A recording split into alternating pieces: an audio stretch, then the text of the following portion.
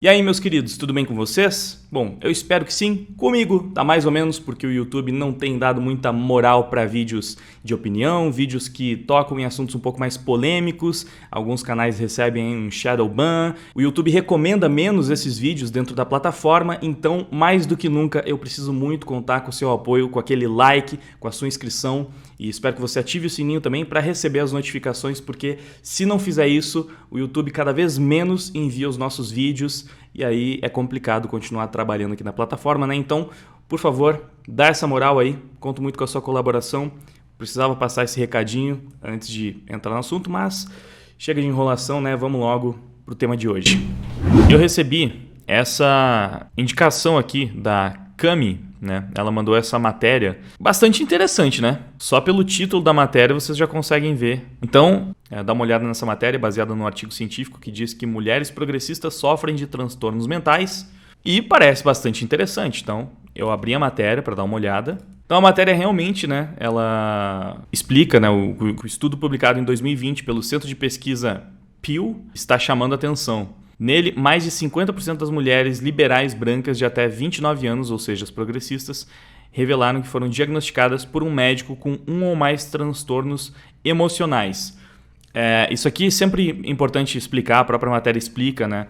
Mas lá nos Estados Unidos, os liberals são basicamente os democratas, que são os progressistas. Todas as pautas, ou 90% das pautas progressistas que a esquerda brasileira defende, são importadas diretamente dos liberais americanos. Então, eles vão lá, criam todas essas pautas, toda essa agenda, o movimento BLM, a teoria queer, teoria crítica da raça, tudo isso, criação ou popularização através dos democratas liberais americanos. Por isso que tem essa distinção, né? Então é importante vocês já saberem que a definição é essa, porque é um estudo que foi realizado lá nos Estados Unidos. E aí, aqui a gente consegue ver essa tabela demonstrando quanto por cento de cada demografia aqui do estudo já foi diagnosticado com uma ou mais de uma doença mental, transtorno mental, emocional. E é bem impressionante. Você vê que quanto mais para a esquerda você vem, maiores são os índices gerais, né? Chegando ao ponto mais alto, que são as mulheres brancas entre 18 e 29 anos de idade,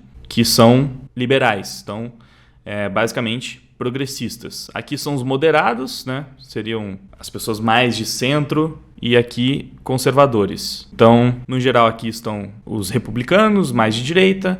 Aqui estão os liberais, progressistas, democratas, mais de esquerda. E aqui no meio os indecisos, por assim dizer. Então, quanto mais para cá, mais os índices no geral sobem. E sempre, ou praticamente sempre, as mulheres estão acima dos homens, né? Sendo mais vezes diagnosticadas com algum tipo de transtorno mental. O único caso de exceção parece que é essa faixa aqui dos 50 aos 64 anos, entre os moderados. E aí fica meio a meio, praticamente, né? Aqui também com mais de 65 anos. E também dá para ver que as pessoas que costumam ser mais diagnosticadas são as mais jovens, né? Ou pelo menos entre essa faixa de 18 até 50 anos de idade. E acima dos 50 tem menos casos. Isso aqui é bem interessante, dá para a gente supor muitas coisas em cima dessas informações disponibilizadas por esse estudo. E aqui a própria matéria, né, do R7 faz algumas especulações, porque consulta um especialista. Segundo o artigo, toda ideologia de esquerda força os seguidores a somatizarem sentimentos de desamparo e vitimização, em vez de ensiná-los a se tornarem resilientes contra as adversidades, o que ajudaria a combater uma possível depressão. Diversos filósofos, psiquiatras, sociólogos, como por exemplo Lyle Rosseiter, David Harsanyi, Friedrich Hayek e Mises, concordam que o progressismo, a esquerda, cria uma dependência psicológica, econômica e filosófica do Estado, o que acaba gerando uma infantilização acentuada dos indivíduos. Desse modo, ao invés de uma autonomia individual que desperta o ser humano para as dificuldades inerentes à realidade social e existencial, gerando nele força e autocontrole, a dependência geral do Estado contribui para uma situação de autocomplacência com o próprio fracasso, o que por sua vez pode ocasionar ansiedade, depressão, entre outros transtornos, analisa o filósofo Pedro Henrique Alves. Além disso, a desinformação também pode alimentar o declínio da saúde mental. O progressismo tende a distorcer a realidade mais elementar, isso é, aquilo que é facilmente observável e factível a qualquer indivíduo. A distorção se dá a fim de favorecer uma visão política de mundo, ou seja, troca deliberada da sanidade pela ilusória conveniência, acrescenta o especialista. Assim, os números destacados pelo estudo são, de certa forma, assustadores, pois tais ideais progressistas são também ideias oficiais de grandes instituições. A ONU, a Unesco e demais órgãos que hoje praticamente regulamentam as cartilhas que devem ser seguidas à risca por cada país membro, são representantes oficiais desse progressismo ideológico. A defesa cada vez mais autoritária da teoria de gênero, da imposição para a inclusão dos pronomes neutros e da demonização de quaisquer políticas conservadoras são práticas adotadas nas diversas instituições, detalha Alves. É uma leitura bastante interessante, né? O fato, então, é esse aqui. O que o estudo nos traz é essa discrepância muito grande entre, primeiro, os progressistas em relação aos conservadores, segundo, entre as mulheres em relação aos homens, né? Então você tem cada vez mais mulheres sendo diagnosticadas com algum problema mental e mais progressistas do que conservadores. Se a gente conhece a ideologia, sabe mais ou menos o que ela passa para os seus adeptos, isso faz bastante sentido. Claro, também tem algumas outras questões, a gente pode esmiuçar um pouco mais tudo isso, né? Os progressistas se defenderam dos resultados, né? Não que precise se defender disso, mas tentaram justificar os resultados desse estudo, alegando que provavelmente era pelo fato de que as mulheres progressistas são as que mais buscam diagnósticos médicos, as que mais buscam tratar a sua saúde mental e por isso elas eram mais vezes diagnosticadas. Isso até é uma coisa que assim, faz algum sentido porque, principalmente se a gente analisar o contexto social americano, os eleitores democratas geralmente estão concentrados nas áreas mais ricas do país, né? Geralmente nos grandes centros, nas capitais. Então, são eleitores mais elitizados. Ironicamente, né? Eles dizem que lutam pelas minorias, pelos oprimidos, que representam essas pessoas, mas o que se vê nos votos não é exatamente isso, né? Geralmente você tem realmente mais pessoas ricas, de elite, votando nesses políticos que representam essas ideias, que representam essas agendas. Então, sendo pessoas que têm mais dinheiro, possivelmente elas também têm mais acesso a esse tipo de acompanhamento médico, né? Buscam, sei lá, consultar um psiquiatra, um psicólogo com mais frequência do que pessoas que têm menos dinheiro e provavelmente vão dar prioridade a cuidar de outros tipos de problemas, né? Então até pode ser que seja um pouco o fato de que os progressistas buscam mais diagnósticos médicos. Mas se você simplesmente analisa o que cada ideologia prega, parece bastante óbvio que o resultado vai ser esse, porque de um lado você tem uma ideologia que trata adultos como se fossem crianças, especialmente as mulheres, como a gente vê aqui também, né? As mulheres geralmente têm mais problemas mentais. Que expressão que eu uso, né? Porque parece muito pesado falar isso, mas é basicamente isso mesmo, né?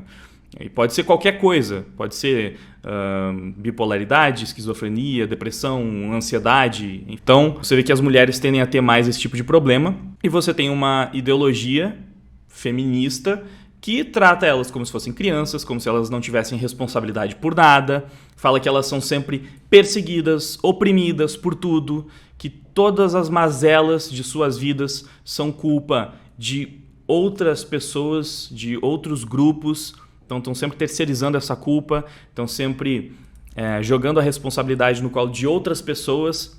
E é claro que quando você não trabalha para evoluir, para melhorar, quando você não consegue assumir as suas responsabilidades, provavelmente você vai desenvolver alguns problemas aí que não vão ser muito tranquilos de lidar, né? Você vai ter algumas complicações a mais, porque você não está trabalhando na sua resiliência. É o oposto do pensamento conservador, que fala que você precisa ser mais responsável, que você precisa ter um senso de autopreservação, que você pode aprender com os seus erros, evoluir, amadurecer, enfim.